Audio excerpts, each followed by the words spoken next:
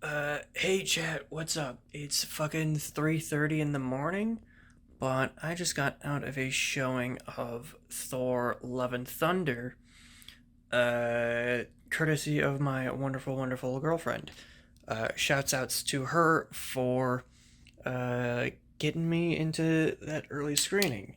Anyway, I just wanted to say that this movie fucks so hard. It is so sexy, I think is the way to describe it. Taika Waititi just managed to make this movie just drip in sex and polyamory. I think is my initial first thoughts about it. It just kills. It's so rad. Yeah, I just wanted to give quick first impressions, first media impressions. Everyone was awesome. I had a fucking blast with it. It just fucks so hard. And everyone on screen is just fucking. Even Korg. Korg's fucking. Yeah. First thoughts, I'm going to bed. I gotta get up at 8 a.m. But I'll talk more about this in uh, about 5 seconds. Hello, friends of YouTube. Didn't see you there. And welcome to another review, a movie review. And the review for this movie is gonna be Marvel Studios' Thor: Love and ThundThor. Thor: Love and ThundThor is the next Taika Waititi Marvel project, and it was a pretty damn fun movie. Let me just start off by saying right off the bat that this was as fun as I expected this movie to be. It met just about all of my expectations, and the runtime being just a sweet under 2 hours was perfect. It was very good and very nice to look at. Everyone on screen was wonderful. They all worked so well off of each other, as they usually all do. Taika Waititi as Korg was still as funny as he can be. Chris Hemsworth still brought the perfect amount of muscle and body to his character, as well as a lot of humor and kind of like a humanity that a god character needs in this universe. I think Christian Bale killed it and honestly kind of exceeded my expectations. The idea of Christian Bale being a part of the Marvel universe and having to go on these press tours is kind of a wild idea to me because I feel like Christian Bale doesn't know anything. You can even see him in interviews where he just looks vaguely uncomfortable because I'm sure he's never had to do a 6 month press tour for a movie before. Why do you think the character Thor resonates so much with audiences around the world?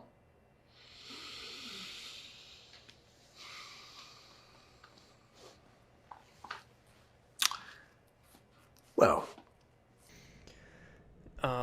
as well as the good old questions he's gotten about being a part of this universe and what he knows about it, where he doesn't know what's happening, which kind of just goes to show that he showed up to set, he gave himself a good old Christian Bale performance, and he left, which is great because again, goddamn, was he great in this movie. Another highlight was the addition of Russell Crowe as Zeus, who was just as schlubby and awesome as he looked in the trailers. I thought he was hilarious and was super enjoyable to watch. The VFX, while looking super stunning in some scenes, like in the Shadow Realm, do not look good in other parts of the movie. And I think that's all coming to light. A lot of VFX house studios and freelancers are kind of opening up about how shitty Marvel Studios is, kind of just like rushing for deadlines and just being super difficult and kind of fucking awful to work with. A lot of people have been speaking their issues about this movie as well as Doctor Strange, with how this kind of just feels either like out of place or disjointed or just not up to what we've seen in previous Marvel phases, which I do not understand.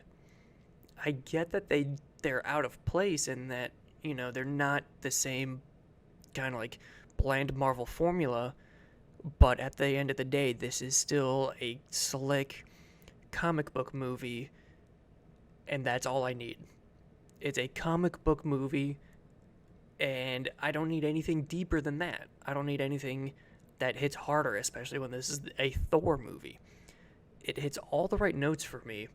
It's funny, it's enjoyable, and it's just a blast. That's all I want out of a comic book movie, especially when it's called Thor, Love and ThundThor. You know, we had the Batman earlier, which was the dark and gritty Batman movie everybody's been trying to make since Christopher Nolan made a dark and gritty Batman movie.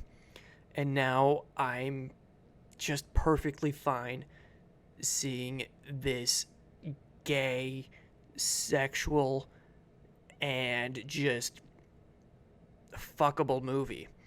As fuckable as you can get being a Disney Marvel movie. But I'm excited to see where these movies go forward. If, Kevin Feige lets these directors take more of these movies into their own hands, with Sam Raimi and Taika Waititi, they killed it making themselves a Marvel movie instead of making the same kind of bland and formulaic movie, that we've had before. I like these movies when they have their own sense of personality to them. I don't want to see how each of these movies builds off into the greater scope, planning 30 movies ahead. I just want to see, another classic Thor adventure, as is stated in the movie by Thor multiple times. But to keep track on the actual movie itself, I want to talk about the Guardians because they're also in this movie. They're used in the first 15 minutes and then they're gone, which is exactly what I wanted. There were so many characters announced for this movie, I was worried it was going to feel bloated and kind of all over the place. But as soon as the main plot of the movie starts, it's just a Thor movie with a second Thor and Valkyrie and Korg. And that's perfect. That's exactly what I wanted. That's exactly what I saw in the posters. Nothing more and nothing less. The soundtrack and the score kicked ass. Good job, Michael Giacchino. However you pronounce your last name. There are so many moments that I just wanted to say fuck to. Specifically in, it's not called Mount Olympus. The God City, whatever it's called. I'll fucking put the title up here when I remember it. And again, the Shadow Realm, just that shit looked so good. And it is just as awesome and as wonderful and just fucking enjoyable. It's an enjoyable movie. That's what I have to say about Thor, Love and ThundThor. I don't think I need to get really into spoilers for this movie. You can find all the actual Nerds Talking spoilers out on YouTube if you want to, but these are just my basic thoughts and opinions about it. Thor, Love and ThundThor gets an 8 out of 10 from me. It is definitely one of the more enjoyable Marvel outings we've seen. Right up there with Multiverse of Madness and lots of the other ones. You can check out my Marvel ranked list on Letterboxd if you so choose. Thank you guys for watching. Make sure you like, comment, and subscribe. Let me know what you thought about Thor, Love, and ThundThor. Be sure to check out my Twitter, my Letterboxd, and my Twitch. I will be on all of these platforms fairly regularly, and you can talk to me there. Thank you guys for watching, and I'll see you guys in the next video. Thank you for watching. Bye-bye.